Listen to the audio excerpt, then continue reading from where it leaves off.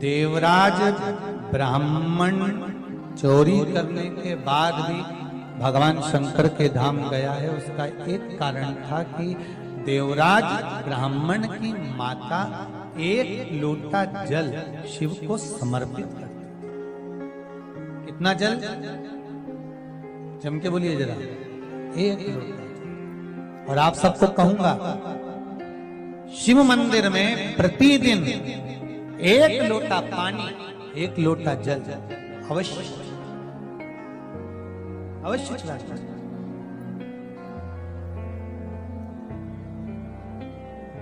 एक लोटा पानी भगवान शंकर को अवश्य। क्या होता है?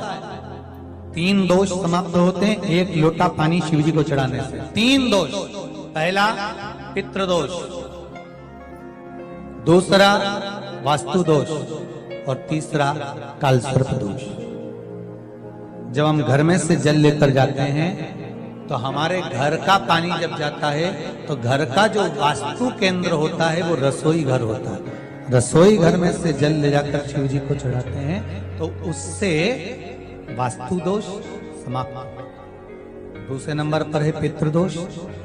घर का जो मटका होता है, परिंदा होता है, हंडा होता है, वो पितरों का स्थान होता है। उस पितरों के स्थान पर जो जल भरा होता है उसमें से अगर भाग भगवान शिव को चढ़ाया जाए तो पितरों का देवता आर्यमा भगवान शंकर के कहने पर चलता है। इसलिए वो भाग जब शिव को प्राप्त होता है तो आर्यमा संतुष्ट होकर पितरों को भी फल प्रदान करता है। तीसरे नंबर पर कालसर्प दोष। भगवान शंकर को एक लोटा पानी अगर चढ़ा रहे हो, भगवान शिव पर एक लोटा पात्र जल का अगर चढ़ा रहे हो तो आपका कालसर्प दोष समाप्त। कालसर्प दोष होता कैसे?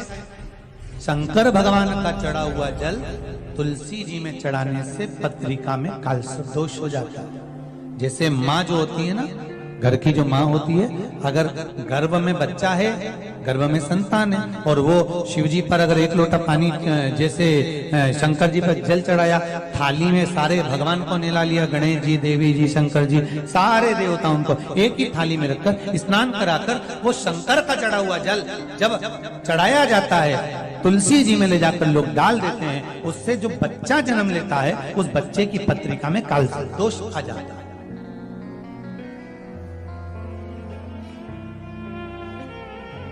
इसलिए शिव महापुराण की कथा कहती है सारे देवताओं को भले एक ही थाली में स्नान करा लो, एक ही पात्र में स्नान करा लो, पर देवाधिदेव महादेव को एक छोटे से पात्र में अलग से स्नान करा लेना चाहिए, अलग से।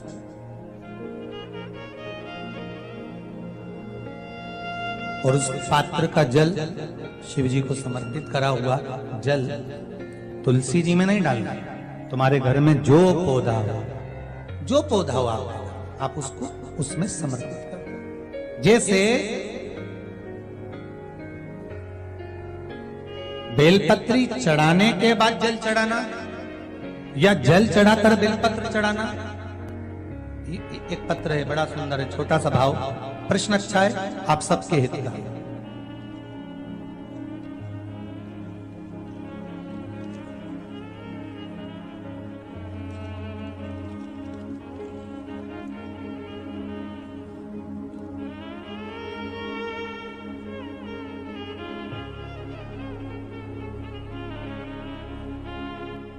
अरुणा जी अग्रवाल जयपुर, झरना जी अग्रवाल जयपुर राजस्थान से इन्होंने प्रश्न किया है, गुरुदेव दूध, कच्चा दूध केवल शिवलिंग पे चढ़ाना चाहिए या पूरे शिव परिवार पे चढ़ाना चाहिए? प्रश्न अच्छा है। और शिव महापुराण की कथा रुद्राक्ष उत्सव चल रहा है तो आप उसको समझें। दूध केवल शिवलिंग पे चढ़ाना चाहिए या जो शिवलिंग के आसपास में सभी परिवार विराजमान होता है उस पे भी चढ़ाना चाहिए? अगर लिंग पुराण आप उठाकर देखेंगे तो लिंग पुराण में एक बड़ा सुंदर संवाद आता है जिसमें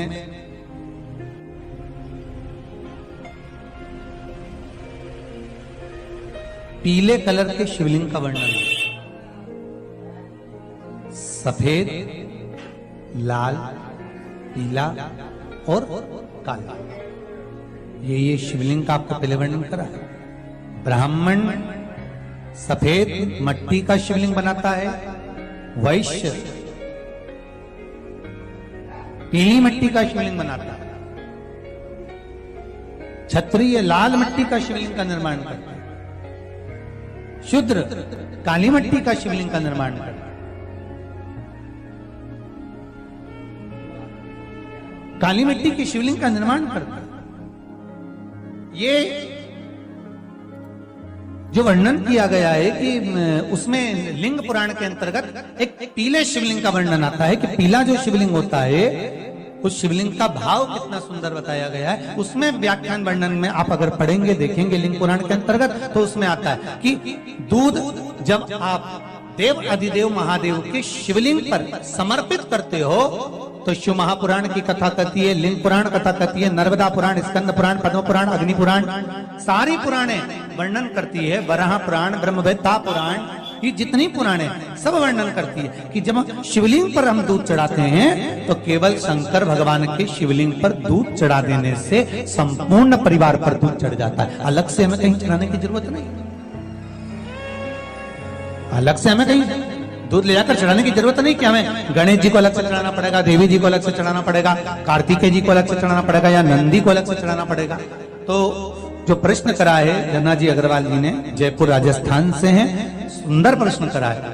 और ये आपको ज्ञात होना चाहिए कि शंकर भगवान पर चढ़ाया गया थोड़ा सा भी दूध जल जो हम भगवान शिव को समर्पित कर रहे हैं वो केवल शिव के लिए नहीं रहता, केवल भगवान शंकर के लिए नहीं है, वो स्वयं 33 कोटि देवताओं को समर्पित हो जाएगा, स्वयं 33 कोटि देवताओं को।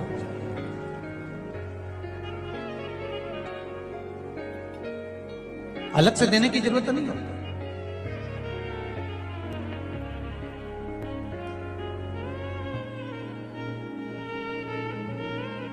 महाराज एक लोटा पानी, बेलपत्री आप शिवलिंग पर पहले चढ़ा रहे हैं, उसके बाद जल चढ़ा रहे हैं। दूसरा, जल चढ़ाने के बाद बेलपत्र चढ़ा रहे हैं। ये दो अलग अलग क्रम है शंकर भगवान की पूजन के। आप समझ लीजिएगा जरा, ये प्रसंग कभी नहीं आया, आज आया है तो उसको समझ।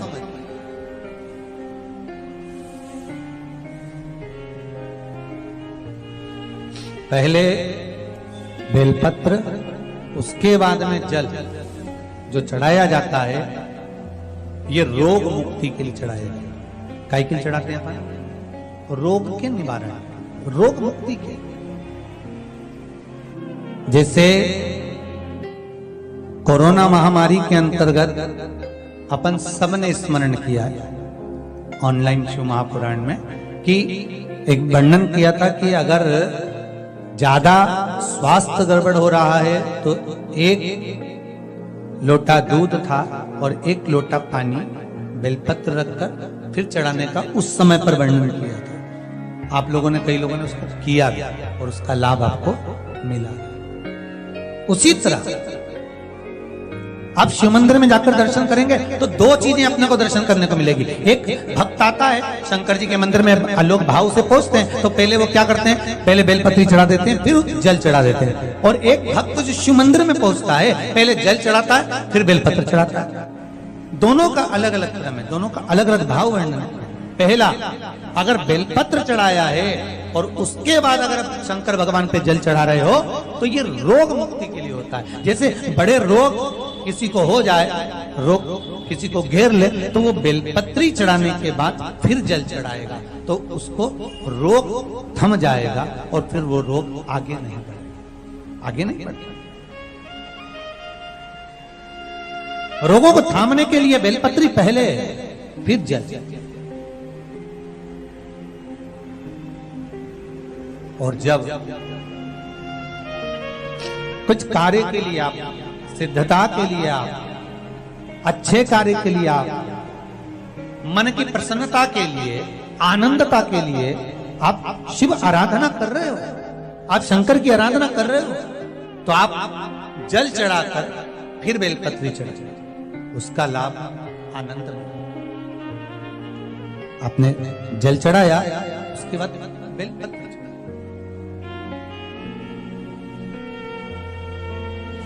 बस एक बात का स्मरण आपको होना चाहिए शिव महापुराण का, कि जब भी आप भगवान शंकर को बेलपत्र चढ़ाते हैं, बेलपत्र समर्पित करते हैं, बेलपत्र समर्पित करते समय प्रयास करा करें कि ये बेलपत्र को जब भी आप समर्पित करें, प्रयास करें कि बीच की जो पत्ती होती है बेलपत्र की, मध्य की जो पत्ती होती है, उसको अंगुष्ठ से पकड़ा जाए।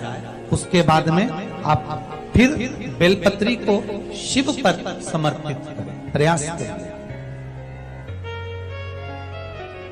बेलपत्र जो हम भगवान शंकर को समर्पित करते हैं, उसका मध्य जो भाग होता है, बेलपत्री का जो 3 देवताओं का मध्य जो भाग होता है, उसको पकड़कर बेलपत्री को शिव को समर्पित करना चाहिए। पूर्व की कथाओं में यह भी वर्णन किया है कि बेलपत्री की डंडी का मुख कहां होना चाहिए। पूर्व की कथाओं में यह भी बताया गया है कि बेलपत्री की तीनों डंडियों के बीच में, तीनों पत्तियों के बीच में जो खाली जगह होती है, डंडी होती है, उसका क्या महत्व है, ये पूर्व की कथा में पहले बता चुके। पर आज जो क्रम चल रहा है कथा का, उसमें अपन जो समझ रहे हैं वो ये होना चाहिए कि आप किस कामना से जल चढ़ा रहे हैं, आपके जल चढ़ाने का क्रम क्या है।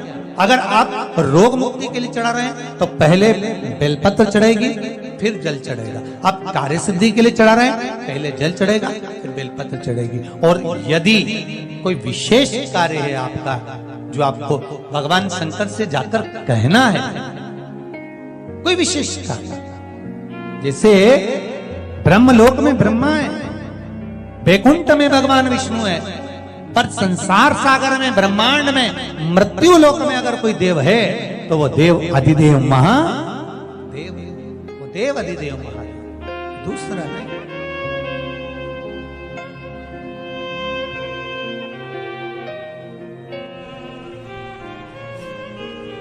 कोई दूसरा नहीं है।